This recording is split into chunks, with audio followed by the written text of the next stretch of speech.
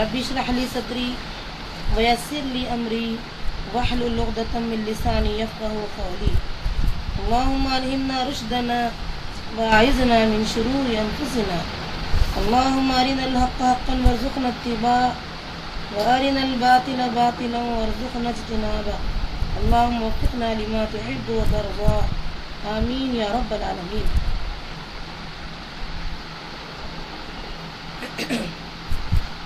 گزشتہ ہم ابو ہریرہ رضی اللہ عنہ کی حدیث بیان کیے تھے، اس میں یہ بیان کیے تھے کہ روز قیامت آپ کی شفاعت کا حقدار کون؟ آپ صلی اللہ علیہ وسلم نے فرمایا تمہارا شوق دیکھتے ہوئے میرے علم کے متعلق یقین تھا کہ مجھ سے اس معاملے کے بارے میں تم سے پہلے کوئی نہیں پوچھے گا۔ روز قیامت میری شفاعت کا حقدار وہ ہوگا جو صدق دل سے اقرار کر لے اللہ کے سوا کوئی معبود نہیں اور مجھ جیسا عمل کرے۔ یہ حدیث قابل غور تھی، جس کے بارے میں کچھ ہم وضاحت کیے تھے کہ شفاعت کے حقدار تو وہی لوگ رہیں گے جو اخلاص نیت کے ساتھ صدق دل سے اللہ کو اپنا معبود مانے اور اس کے احکامات پر چلے اور محمد رسول اللہ صلی اللہ علیہ وسلم کے طریقے کو اختیار کرے۔ دو چیزیں جس کے پاس ہوگی تو امید ہے کہ وہ کامیاب ہو۔ اس طریقے سے جتنا ایمان رہے گا آدمی اتنا ہی عمل مضبوطی کے ساتھ کرے گا، جتنا یقین ہوگا جتنا ایمان ہوگا۔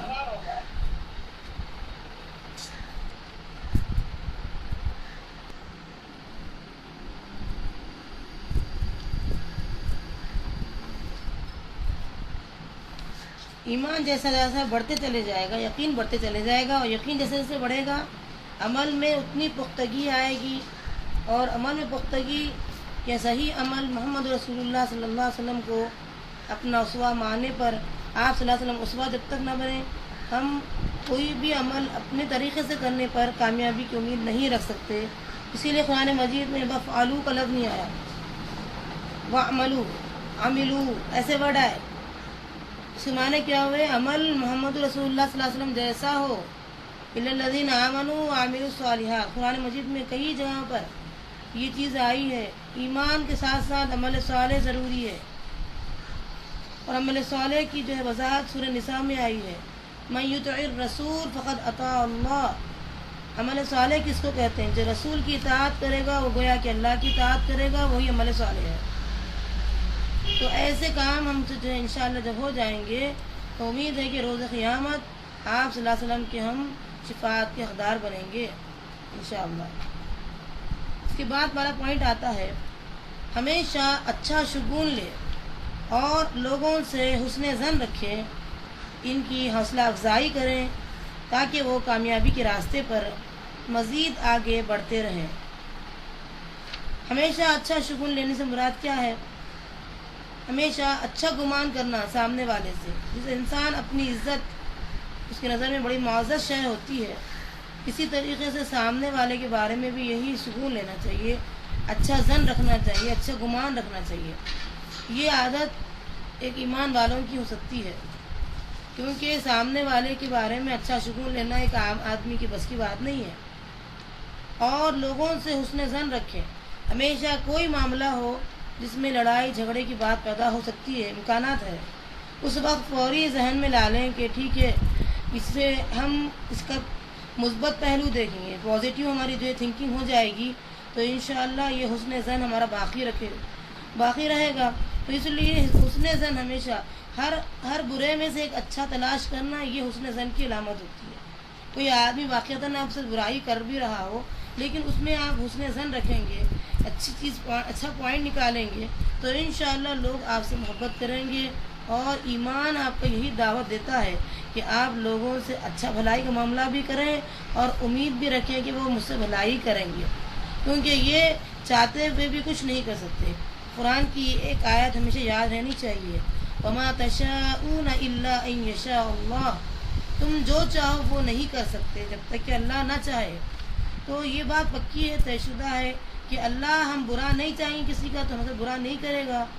اس لحاظ سے لوگوں کے متعلق ہم اچھا ظن رکھیں گے، اچھا گمان رکھیں گے تو اللہ تعالی ہمارے اس حکم کے ماننے کے نتیجے میں انشاءاللہ وہی معاملہ کرے گا جو ہم سوچ رہے ہیں۔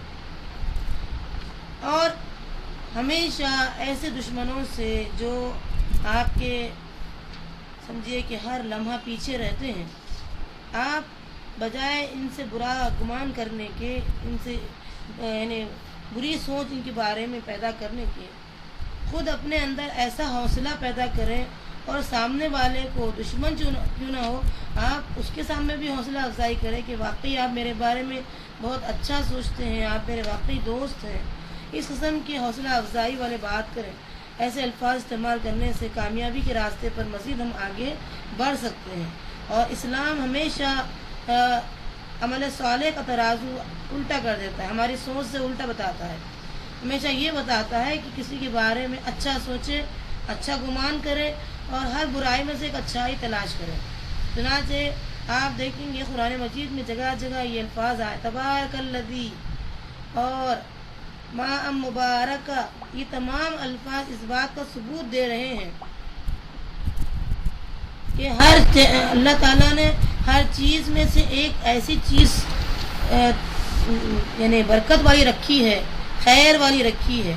تو اس میں ماء مبارکہ میں کئی پانی ایسے ہوتے ہیں جو بہت ہی گندے ہوتے ہیں، جیسا کہ قرآن مجید میں ایک آیت آئی ہے کہ جو انسان پیدا ہوتا ہے اس کا پانی کیسا ہوتا ہے، اس کا پانی بہت ہی ذلیل پانی ہوتا ہے، اس پانی سے ہم انسان کو پیدا کرتے ہیں، تو وہی ماء ہے، پانی ہے۔ اس طریقے سے ایک ماء مبارکہ ہوتا ہے، ایک ایسا پانی جو ہر گندگی سے پاک اور صاف شفاف ہوتا ہے، جو صحت کے لیے بہت بہتر ثابت ہوتا ہے۔ تو اس کو کیا ہے، مبارک، برکہ، برکہ کے معنی ہوتے ہیں ہر گندی چیز چھانٹنا، اس میں سے ایک اچھی چیز نکالنا۔ تو مومن کی شان بھی یہی ہونی چاہیے کہ دشمن کے اندر سے بھی کوئی ایسی چیز نکالے جو اس کے پاس موجود تو نہیں ہے، لیکن وہ گمان چونکہ اس سے اچھا کر رہا ہے اور اچھے گمان کی وجہ سے وہ اس میں سے اچھائی خیر تلاش کر رہا ہے، اور وہ جب خیر مل رہا ہے تو اس کی حوصلہ افزائی کر رہا ہے، تو پھر انشاءاللہ وہ کامیابی کے راستے پر مزید آگے بڑھتے رہے گا۔ دنیا حیران ہو جائے گی کہ دشمن سے اس طریقے کا معاملہ کر کے یہ دشمن کو اپنا دوست بنا لیا، گویا کہ جادو کا اثر اس پر جو ہے اثر کیا ہے۔ یہ جو شگون ہوتا ہے، اچھا شگون لینا، اچھی جو ہے سمجھے کہ سوچ رکھنا، اور ایک معنی ہوتے ہیں شگون لینے کے کہ جیسے کہ بلی راستہ کاٹ آتی ہے تو پھر انسان واپس چلے جاتا ہے، ایسے شگون بھی ہوتے ہیں لوگوں کے پاس۔ تو یہ شگون جو ہے منع کیے گئے۔ اللہ تعالیٰ فرماتے ہیں کہ تمہاری عقل کو ہم یعنی بہت وسیع بنائے تمام لوگوں کے، تمام مخلوقات کے مقابلے میں۔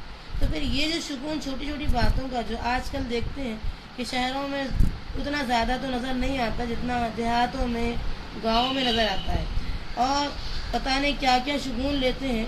یہ شگون سے نجات کی دعا مانگی ہے اللہ تعالیٰ، یہ بھی جو شرک والی بات ہے، جو سوچ میں شرک آ رہا ہے، اس سے بھی ہمیں نجات دے دے، بلکہ ہر ایک کے معاملے میں ہم اچھا شگون لیا کریں۔ اور ہر چیز میں یہ بات نوٹ کریں کہ جب تک کہ اپنے دونوں آنکھوں سے نہ دیکھیں کوئی بات کا فیصلہ نہ کریں۔ اکثر یہ ہوتا ہے کہ لوگ سنی سنائی باتیں جلدی قبول بھی کر لیتے ہیں اور فیصلے بھی کر لیتے ہیں، جس کے بارے میں قرآن کہتا ہے کان انسان عجولا، انسان فیصلہ کرنے میں عجلت کرتا ہے، انسان ہمیشہ فیصلہ کرنے میں عجلت کرتا ہے، اور یہ جو ہے اس کے لیے بڑی نقصان دہ بات ہے۔ جب انسان دونوں آنکھوں سے دیکھ رہا ہے اور صحیح جو فیصلہ کرنے کی طاقت رکھتا ہے، حسن ظن رکھتا ہے، تو وہ ہمیشہ کامیابی کی طرف جائے گا، ورنہ چھوٹی چھوٹی معمولی باتوں پر وہ ایسے چیزیں اپنے ذہن میں پیدا کرے گا جو انتقامی انداز کا معاملہ کرے گی، وہ انتقام لیے بنا نہ رہے گا۔ اس کے بعد ہے دوسرا پوائنٹ جو ہمارے کو ملتا ہے وہ یہی ہے، صبر اور اطمینان سے لوگوں کی باتیں سننا بھی ایک فن ہے۔ انسان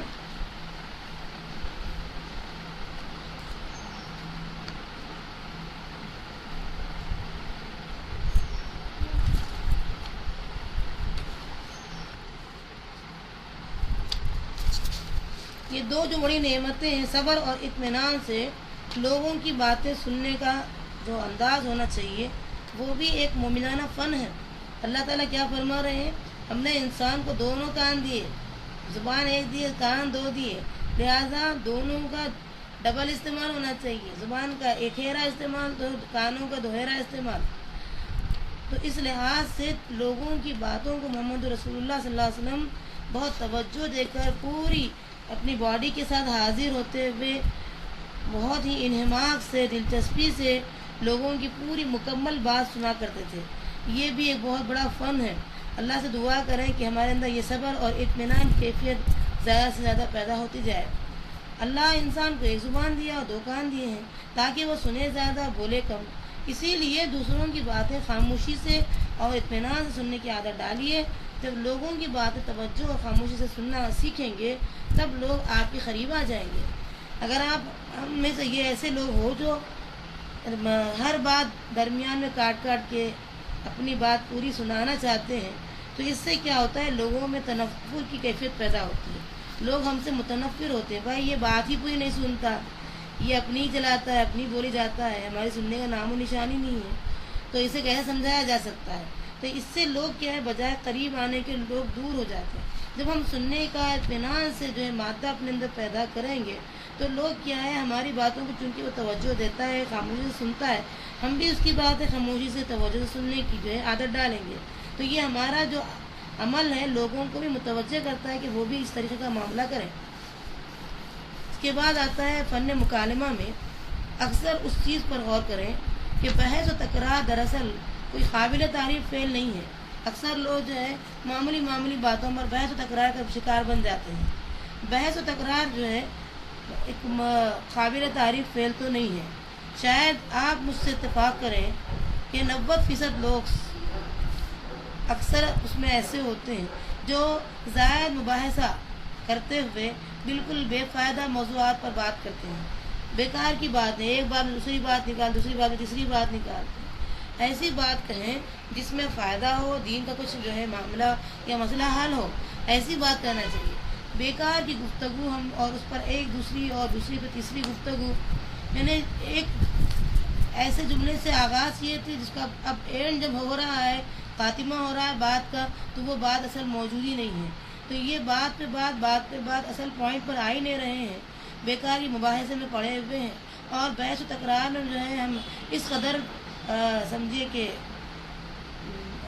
اپنا وقت ضائع کر رہے ہیں، تو یہ بحث و تکرار اچھی چیز نہیں ہے، یہ غصے میں جو ہے اضافہ کرنے والی شے ہے۔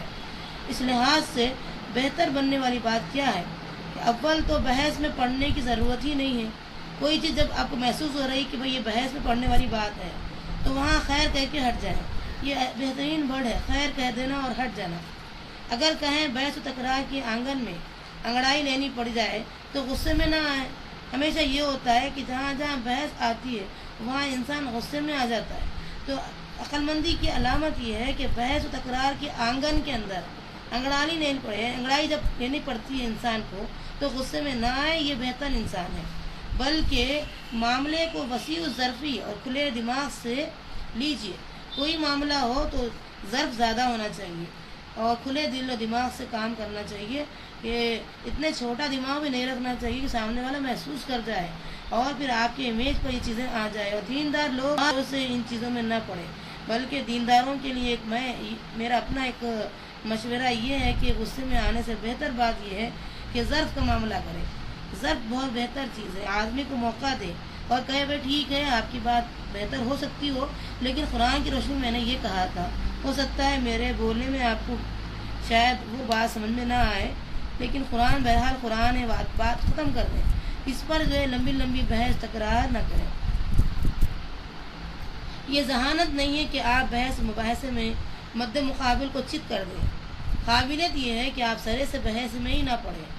اصل بات یہ ہے سمجھنے کی ہے، ذہانت یہ نہیں ہو سکتی ہے کہ خواہ آپ بحث مباحثہ کر رہے ہیں اور ایسی باتیں کہیں کہ اس کو چت کر رہے ہیں، بلکہ قابلیت والی بات یہ ہے کہ ہم سرے سے بحث ہی میں نہ پڑیں۔ ٹھیک ہے بھائی، آپ کی سمجھ کی بات یہ ہو سکتی ہے تو میری یہ ہو سکتی ہے، تو یہ عقل مندی کی علامتیں ہیں۔ یہ ہم کوشش جہاں تک ہو سکے وسیع ظرفی سے معاملہ کریں، کھلے دل سے معاملہ کریں اور ان باتوں کو ذہن نشین کرے، کیونکہ یہودی جو بار بار تکرار کرتے تھے، بحث و مباحثہ کرتے تھے، آج وہ مغضوب علیہم بن چکے ہیں۔ موسیٰ علیہ السلام پر اتنی سوالات پہ سوالات، بیکار کی بحث، وہ کیسی ہو، یہ کیسی ہو، بات مان لینا ہوتا کہ بھئی یہ حکم ہے نا، ہمیں جو ہے ہمارا دماغ اتنا میچور نہیں ہے کہ ہم ہر چیز کو ڈیٹیل میں جا کے سمجھ سکیں۔ ہر چھوٹے بچے سے یہ کہے کہ بیٹے یہ جو میچورٹی ایسی اور ایسی ہوتی ہے، تو وہ کہے گا کہ بھئی کیا ہوتی ہے، اب آپ کتنا لاکھ سمجھائیں، اس کو بات سمجھ میں نہیں آتی جب تک کہ وہ میچور نہ ہو جائے۔ اسی حساب سے روحانی اعتبار سے ہمارا دماغ اتنا میچور نہیں ہو سکتا ہے، تو یہی بات کو اتنا ذہن میں لا لیں کہ بھئی اللہ کا حکم ہے تو میرے لیے اس میں فائدہ ہوگا، بس بات مکمل سن لینا چاہیے۔ اس کے لیے صحابہ کے بارے میں یہ تعریف اللہ نے کی ہے کہ صحابہ جو ہیں یہ تھے کہ سمعنا و اطعنا، سنا ہم نے اور اطاعت کو لازم کر لیا۔ یہ ظرف ہمارے اندر آنا چاہیے۔ بھئی اللہ کہہ رہا ہے بحث مباحثہ میں پڑھے ہی نہیں، بس نہیں پڑھنا چاہیے، دوسروں کو چت نہ کرے، نہیں کرنا چاہیے، سرے سے بحث میں جانا ہی نہیں چاہیے، اور غصے میں نہیں آنا چاہیے۔ تو یہ چیزیں اگر ہو تو ذہانت ہے۔ ذہانت یہ نہیں کہ آپ ایک مد مقابل کو جو ہے میرے پاس بھی الفاظ کا ذخیرہ ہے، مجھے بھی بہت سی باتیں آتی ہیں، میں بھی، تو انسان کا جو ہے امیج گر جاتا ہے، اس کا مرتبہ گر جاتا ہے، اور مومنانہ شان یہ نہیں ہوتی۔ بحث یہاں تک کہ قرآن و حدیث کا معاملہ بھی جب آتا ہے تو حدیث میں آتا ہے کلم الناس علی عقولہم، لوگوں سے ان کی عقلوں کے مطابق بات کرنا چاہیے۔ لوگوں کی عقل تھوڑی چھوٹی ہے، یعنی وہ نرسری کی عقل ہے، آپ PhD کا سلیبس بتا رہے ہیں اس کو، تو یہ جو ہے ناممکن سی بات ہے کہ وہ اس کو قبول کرے۔ اس لحاظ سے میدا گلتی کا عادی ہو چکا ہے، آپ بریانی کھلا رہے ہیں تو ظاہر سی بات ہے نقصانات زیادہ ہو جائیں گے۔ اس لحاظ سے لوگوں سے ایسی بات کرے جس کو وہ ہضم کر سکتے ہیں، جس کو وہ سمجھ سکتے ہیں، جس کو وہ اپنے دل و دماغ میں اتار سکتے ہیں۔ تو پہلے لوگوں کی بات سننا چاہیے، زیادہ سے زیادہ سننے کی کوشش کریں تو آپ کو اندازہ ہوگا کہ لوگ کس ذہن کے مالک ہیں اور لوگوں کی صلاحیت کتنی ہے۔ یہ اندازہ جب ہوتا ہے تو اس حساب سے آپ اس کا جواب دیں۔ تو اس میں کیا ہے، یہ ذہانت کا استعمال کرنے والی بات ہے، قابلیت ہے اس کے اندر۔ اللہ سے دعا مانگنا کہ اللہ تعالیٰ ہمیں بحث و تکرار میں نہ پڑنے والی اعمال کرا دے، اور ایسی ہم گفتگو نہ کریں جس سے ہمارے امیج پر آنچ آ جائے۔ اس کے بعد والا پوائنٹ آتا ہے کہ دلوں کے درمیان نفرت کا بیج بونے کا بڑا سبب زبان کی مفاسد ہے۔ بڑا فساد زبان ہی سے ہوتا ہے۔ غیر ضروری زبان جو ہے، دلوں کی دشمنیاں جو اندر کبھی کبھار دفن ہو چکی تھی، سالوں پرانی دشمنی کو پھر یاد کر کے پھر روتے ہیں، پھر یاد کر کے پھر اس کے بارے میں تذکرے شروع ہو جاتے ہیں۔ تو گویا کہ وہ نفرت کا ایک بیج بونا شروع کر دیا، اور یہ نفرت کا بیج چونکہ دل اور نفس جو ہے ایک ہانڈی کی مانند ہے، اس میں جتنی جو ہے چیزیں جمع ہوں گی، زبان وہی چیز نکالے گا چمچہ بن کر۔ تو اگر اس ہانڈی کے اندر دشمنیوں کی سمجھیے کہ ایک ڈش تیار ہو چکی ہے، وہ پرانی بہت گزشتہ کئی زمانے گزر چکے ہیں، وہ بات بھی یاد ریکارڈ کو جو ہے یعنی اوپر لایا گیا، اور پھر وہ بات چھڑ گئی، اب اس پر تبصرے شروع ہو گئے۔ اب وہ تبصرہ جو ہو رہا ہے گویا کہ زبان نفرت کا ایک بیج لوگوں کے دلوں میں ڈال دیا، اب اس میں بڑا فساد مچ گیا۔ اور اللہ تعالیٰ یہاں یہ کہتے ہیں کہ قتل بھی جو ہے اتنی بری شے نہیں جتنا فتنہ فساد بری شے ہے۔ وہ الفتنہ تو اشد من القتل، قتل جو ہوتا ہے وہ بھی اتنی بری شے نہیں ہے، یعنی ہے بہت برا عمل لیکن اتنا برا نہیں ہے جتنا فتنہ فساد برا۔ تو فتنہ کیوں پیدا کرتے، خامخواہ کی جو ہے زبان یہ فتنے پیدا کرتی ہے۔ اس کے بارے میں یہاں بتایا جا رہا ہے کہ دلوں کے درمیان نفرت کا ایک بیج یہ جو زبان ہوتی ہے وہ بو دیتی ہے۔ اس کے بعد ایک ایسی فضا تیار ہوتی ہے کہ انسان اسی کے بیچ میں اسی کے ارد گرد گھومتا پھرتا ہے، فرائض چھوڑ دیتا ہے، دشمنیوں کا انتقام لینے میں لگ جاتا ہے، اپنا پیسہ یوز کرتا ہے، وقت لگاتا ہے۔ یہ ساری چیزیں اس زبان کی وجہ سے ہوتی ہے۔ زبان کو فساد کی طرح فساد کے لیے استعمال نہ کرے، بلکہ زبان کو علمہ البیان، اللہ کے بیان کو عام کرنے میں استعمال کرے۔ بعض لوگ بغیر سوچے سمجھے دوسروں کی بات کاٹنا شروع کر دیتے اور اعتراضات کی بوچھاڑ کر دیتے، پوری بات سنتے ہی نہیں، ادھوری بات سنتے ہیں پھر اعتراضات شروع کر دیتے ہیں۔ لوگ بولنا چاہتے ہیں بولنے ہی نہیں دیتے ہیں، اپنی لگاتے ہیں، اور پھر بے سوچے سمجھے ایسے اعتراضات کر دیتے ہیں کہ پتہ چل جاتا ہے کہ اس کا دماغ بالکل جو ہے سٹیا گیا ہے۔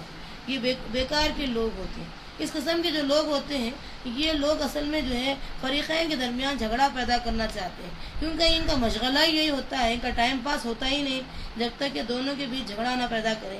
خواہ مخواہ کی باتوں میں لوگوں کو جو ہے اس قسم کی جھگڑے میں مبتلا کر دیتے ہیں، اعتراض کر دیتے ہیں، یہاں تک کہ کیا ہوتا ہے کہ لوگوں کے درمیان دلوں کی دوری اتنی زیادہ ہو جاتی ہے کہ لوگ آپ کو دیکھنا ہی پسند نہیں کرتے۔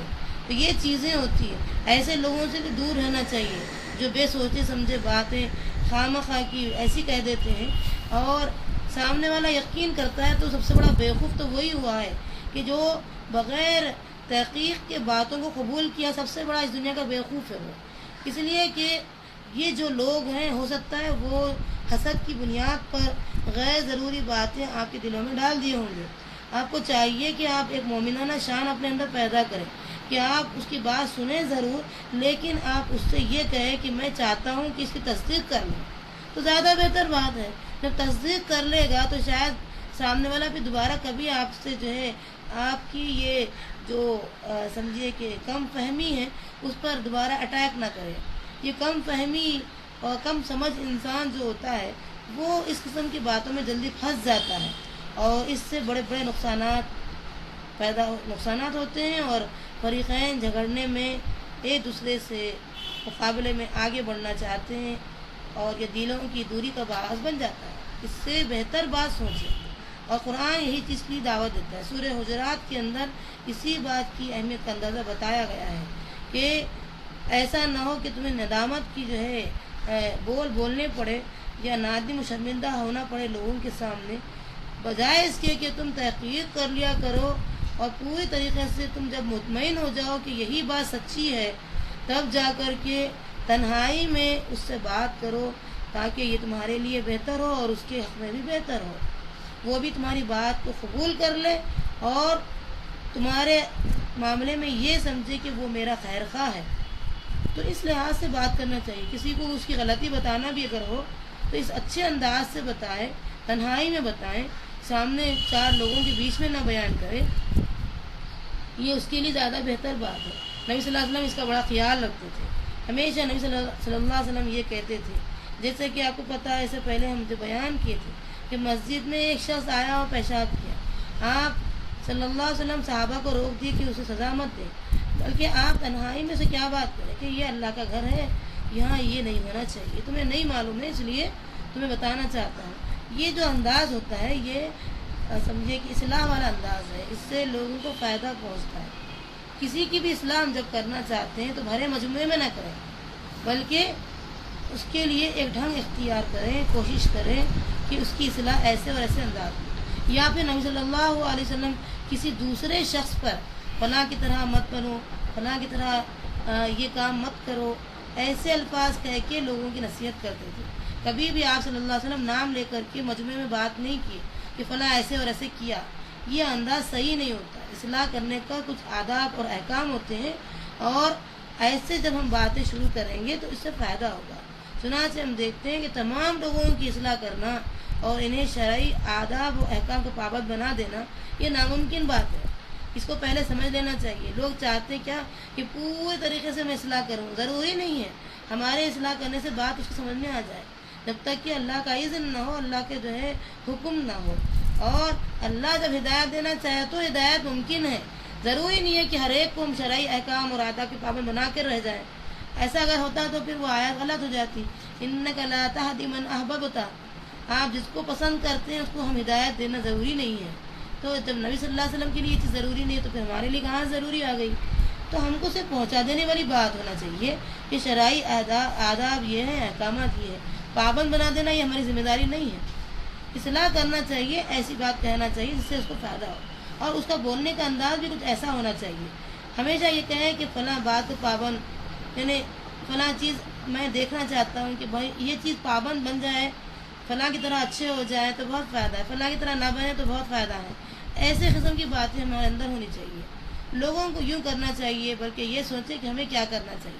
ہم اپنے اوپر ڈال کر زیادہ اچھی طریقے سے بات سمجھا سکتے ہیں، جیسے یہ بولنا چاہیے ہمیں ایسا کرنا چاہیے، میرے اندر بہت سی خامیاں ہیں، ہم یہ کرنا چاہیے، یہ کرنا چاہیے۔ یہ سب سے بہتر انداز ہے کہ آدمی اپنے آپ کو بھی شامل کر لے، یہ بہتر انداز ہے۔ تو نبی صلی اللہ علیہ وسلم ہمیشہ یہ سمجھانے کی کوشش کرتے تھے کہ اس کی اصلاح ہو جائے اور بات سمجھ میں آ جائے، اور پھر اس کو جو ہے یعنی اللہ کے احکام نواہی کیا ہے، اوامر کیا ہے، کرنا کیا چاہیے، نہیں کرنا کیا چاہیے، اس کی اطلاع ہو جائے، بس اتنا آپ چاہتے تھے۔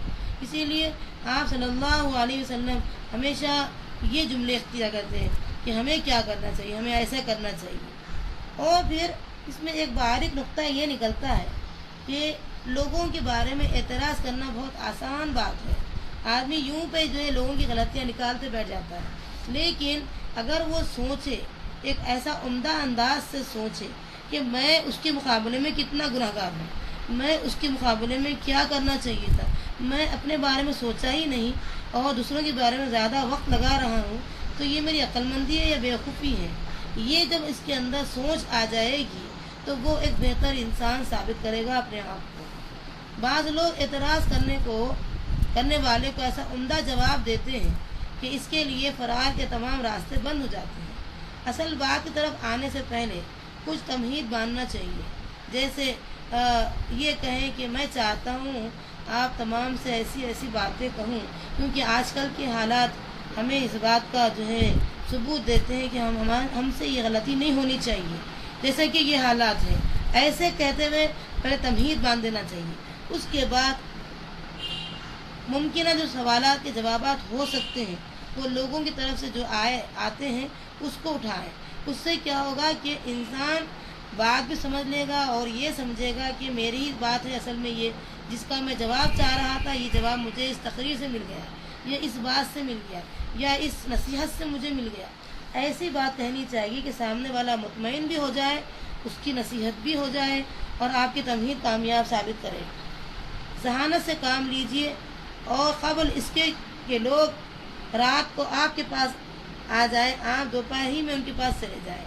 یہ فن اپنے اندر آنا چاہیے کہ لوگ رات میں لڑنے کے لیے آپ کے پاس آئے، آپ دن میں ہی پہلے ان کے پاس چلے جانے کا مطلب یہ ہے کہ آپ پہلے تمہید باندھیں۔ آپ یہ بولے میں آپ کو نہیں کہہ رہا ہوں، عام جنرل بات کہہ رہا ہوں، ایسا لوگ کہتے ہیں۔ اس سے کیا ہوگا کہ لوگ آپ کے پاس رات کو لڑنے نہیں آئیں گے، یہ دن میں آپ بات کو سمجھا دینے والی بات ہو جائے گی۔ یہ اصل مسئلہ ہے، اس کو سمجھنے کی کوشش کریں۔ اعتراض کرنے میں جلدی مت کیجیے، صبر سے کام لیجیے۔ اکثر یہ ہوتا ہے کہ دوسرے انسان کی غلطی بہت جلدی نظر آتی ہے تو فوراً اعتراض شروع کر دیتے ہیں، بلکہ صبر سے کام لیں۔ یہ سوچے کہ میں اس سے زیادہ مجھ پر اعتراض کی ضرورت ہے، میں اپنے اوپر اعتراض نہیں کر رہا ہوں تو دوسروں میں جلدی کیوں کروں؟ دوسرے پر جلدی نہیں کرنا چاہیے، صبر سے کام لیں۔ صبر شرمندگی سے بچاتا ہے۔ یہ بہت اہم باتیں ہیں کہ انسان جب صبر سے کام لیتا ہے تو صبر کیا کرتا ہے، انسان کو شرمندگی سے بچاتا ہے۔ جلدی شرمندگی کی طرف لاتی ہے اور صبر شرمندگی سے بچاتا ہے۔ چنانچہ ہم دیکھتے ہیں کہ ایک واقعہ ہم آپ کو سنائے تھے اس ضمن میں کہ قرآن کی ایک آیت آئی تھی کہ یوسف علیہ السلام کے ساتھ دو نوجوان داخل ہوئے۔ اس پر ایک صاحب بحث کرنے لگے کہ یوسف پہلے داخل ہوئے یا جو دو صاحب تھے وہ پہلے داخل ہوئے۔ کسی نے کہا نہیں، ایک صاحب پہلے داخل ہوئے، اس کے بعد دوسرے داخل ہوئے، پھر یوسف داخل ہوئے۔ کسی اور نے کہا نہیں، پہلے یوسف داخل ہوئے بعد میں۔ تو یہ خواہ کی باتوں میں پڑ گئے لوگ۔ تو بعض لوگ ایسے ہوتے ہیں، خواہ دوسروں کی باتیں کاٹ کر اعتراض شروع کرتے ہیں، ساری بات کو مذاق کرکرا کر دیتے ہیں۔ اور ایسا بھی ہوتا ہے کہ ہم کسی چیز کی حقیقت کو سمجھے بغیر اس پر اعتراض جڑ دیتے اور صبر اور انتظار کرنے کا تکلف بھی نہیں کرتے۔ اکثریت اچھے کاموں کی نصیحت کرنے میں پرجوش لوگ جو نوجوان ہوتے ہیں اس قسم کی باتوں میں پڑ جاتے ہیں۔ اچھا یہاں یہ بتاؤ کہ یوسف پہلے داخل ہے، اس سے مطلب ہی نہیں ہے۔ یوسف کے ساتھ دو نوجوان داخل ہوئے، مطلب سب تینوں ایک ساتھ داخل ہو گئے، پہلے بات کی بات بعد میں آئی ہے۔ تو انسان پہلے پوری بات کو سمجھنا چاہیے، اعتراض کرنے سے پہلے بات کو سمجھنے کی کوشش کرے۔ اور خواہ کے جو ہے ہر موضوع کے اوپر بات کو کرکرا کر دینا، مزے کو کرکرا کر دینا، یہ اچھی علامت نہیں ہوتی ہے۔ بغیر سوچے سمجھے اعتراضات کی بوچھار شروع کر دی ہے، صبر کا انتظار کا کوئی معاملہ ہی نہیں ہے، تو ایسا جو ہے نقصانات کا باعث بنتے ہیں۔ اور اکثریت جو نوجوانوں کی نسلیں ہوتی ہیں وہ اچھے کاموں کی نصیحت کرنے میں پرجوش ہو جاتے ہیں، اتنے زیادہ پرجوش ہو جاتے ہیں کہ وہ نصیحت کے جگہ پھر وہ الٹی بات ہو جاتی ہے۔ لوگ نصیحت کو قبول کرنا پسند ہی نہیں کرتے۔ دینداروں کی جو ہے لوگ جو ہے سوچتے بھئی یہ دیندار لوگ ہمیں جو ہے اچھے بنانے کی اس میں لگے ہوئے ہیں، لہذا ان سے دوری اختیار کرنے کے طریقے اختیار کریں گے، نئے نئے بہانے تراشتے ہیں، اس سے نقصانات زیادہ ہوتے ہیں۔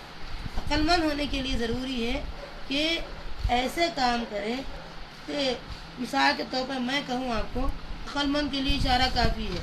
عقل مند کے لیے اشارہ کیا کافی ہے کہ بڑے لقمے کو اچھی طرح چبا کر نگلا جا سکتا ہے۔ ہاں، اب یہ جو معاملات ہوتے ہیں کہ آپ ایک لقمہ ڈال دیے، پھر اور ایک لقمہ ڈال رہے ہیں، پھر اور ایک لقمہ ڈال رہے ہیں، کوئی لقمے کو اچھی طریقے سے چبا ہی نہیں سک رہے ہیں، آپ نگلنے کی کوشش کر رہے ہیں، تو اس سے یہ نگلا جا نہیں سکتا۔ ایسے ہی انسان کی عقل اتنی زیادہ نہیں ہے میچور، آپ چونکہ ابھی اچھے بنے ہیں تو آپ چاہتے ہیں کہ دوسروں کو بھی اچھا بنا دیں، تو آپ ایک ساتھ لقمے پہ لقمے ڈالے جا رہے ہیں اس پر، تو اس سے فائدہ کیا ہوگا؟ اس سے تو نقصانات ہیں۔ ایک لقمے کو چبائیں، پھر دوسرا لقمہ، پھر اس کے بعد تیسرا لقمہ، بلکہ جتنا چھوٹا ہو سکے اتنا چھوٹا لقمہ ڈالیں، زیادہ اچھی بات ہے۔ یا اگر بڑا لقمہ ڈالتے ہیں تو زیادہ ٹائم دیں، تو یہ چیزیں عقل مندی کی نشانی ہیں۔ زبانی یا تحریری درخواستوں میں عام طور پر یہ طریقہ اختیار کیا جاتا ہے کہ درخواست گزار اصل بات کہنے سے پہلے چند تعریفی جملے لکھتا ہے یا بولتا ہے۔ یہ ایک عام اور عمدہ اسلوب ہے۔ اب اس میں یہ بھی چیزیں دیکھنا ضروری ہے کہ اگر فرض کیجیے آپ زبان سے کسی کی نصیحت کرنا یعنی آپ کے پاس اتنی ایبلٹی نہیں ہے، یہ قابلیت نہیں ہے، اور آپ چاہتے ہیں کہ کسی کو لکھ کر کے دیں، تو اس میں یہ پہلے چیز نوٹ کریں کہ پہلے اس کے اندر جو موجود صفات ہے، اچھائیاں ہیں، اس کو پہلے تعریفی کلمات میں لکھیں کہ آپ کے اندر اللہ نے یہ خصوصیت رکھی ہے، آپ میں یہ چیزیں ہیں، الحمدللہ میں چاہتا ہوں کہ اس میں اور مزید اضافہ کریں، اور میں یہ بھی چاہتا ہوں کہ آپ میرے اندر جو خامیاں ہیں وہ ڈھونڈیں، اور میرے بارے میں بھی آپ، چونکہ ہم اور آپ جنت کے مستحق بننا چاہتے ہیں، لہٰذا آپ اور ہم مل کر کے ایک دوسرے کی اصلاح کر لیں گے۔ یہ انداز جب اختیار کریں گے تو اس سے کیا ہوگا کہ ہم لوگوں کے دلوں کو جیت سکیں گے، لوگوں کو دین سے قریب کر سکیں گے۔ یہ بہت اہم بات ہے۔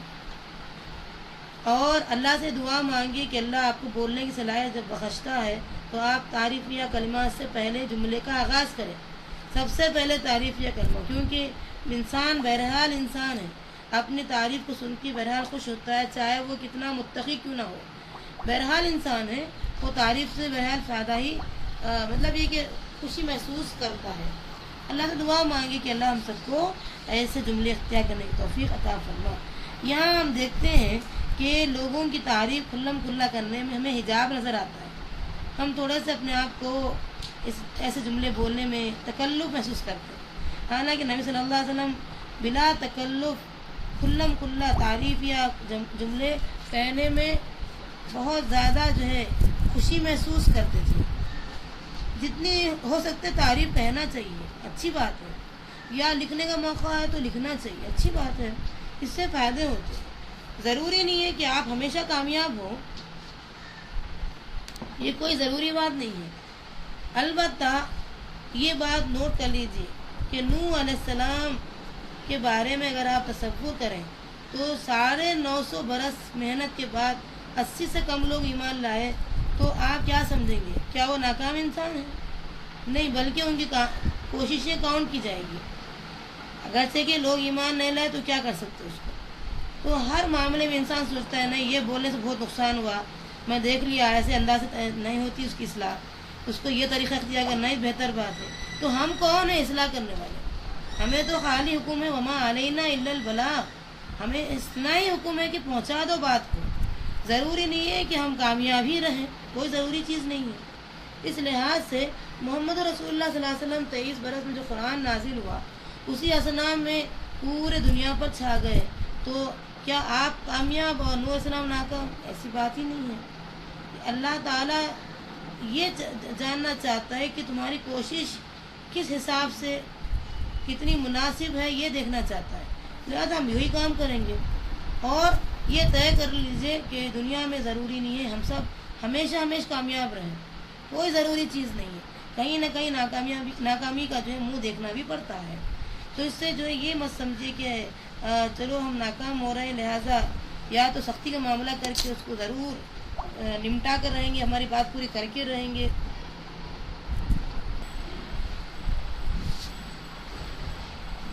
اس لحاظ سے آج ہم ایک کامیاب زندگی کی طرف جائیں گے انشاءاللہ، اور یہ پوری قرآن حدیث کا نچوڑ ہے جو ہم بیان کر رہے ہیں۔ اللہ سے دعا مانگے کہ اللہ ہم کو اس کا اہل بنا دے، اور اس دنیا میں اگر ہم ناکام بھی ہوتے ہیں تب بھی ہم کامیاب ہیں۔ نوح علیہ السلام کا ذکر قرآن میں آیا، اس کا مطلب کامیاب پیغمبر، اور آپ کی کوشش کامیابی کی طرف لے کے گئی آپ کو۔ تو یہ وہ انسان کا جو ہے قصور ہے کہ انسان اچھائی چاہتے ہوئے، بھلائی کو دیکھتے ہوئے آنکھوں کا صحیح استعمال نہیں کیا، کان کا صحیح استعمال نہیں کیا، دل و دماغ کا صحیح استعمال نہیں کیا، تو وہ اس کا اپنا ذاتی قصور ہے۔ اس لحاظ سے وہ جاننے انجانے بننے کی کوشش کرتے رہے اور ایک ناکامی کی طرف وہ خود اپنی راہ بناتے رہے۔ آپ تعریف کی مہارت استعمال کرتے ہوئے کسی سے کہیں کہ ماشاء اللہ آپ انتہائی بہتر انسان ہمیشہ ثابت ہوتے رہے، یا آپ یہ کہیں کہ آپ کی سوچ انتہائی وسیع ظرفی سے کام لیتی، یا یہ کہیں کہ آپ ایک ایسے انسان ہیں جسے مجھے بولنے میں بہت زیادہ فائدہ دکھتا ہے، یا آپ کو بولنے سے ہزاروں کی اصلاح ممکن ہے، ایسے کچھ ماشاء اللہ الحمدللہ کہتے ہوئے جملوں کا استعمال کریں، اور اتنا زیادہ بھی غلو نہ کریں کہ وہ سمجھنے لگے کہ بھائی میرا مذاق اڑایا جا رہا ہے، ایسا بھی نہ، بلکہ جتنی اس کے اندر ہے اس کو بہتر انداز میں بولنے کی کوشش کریں۔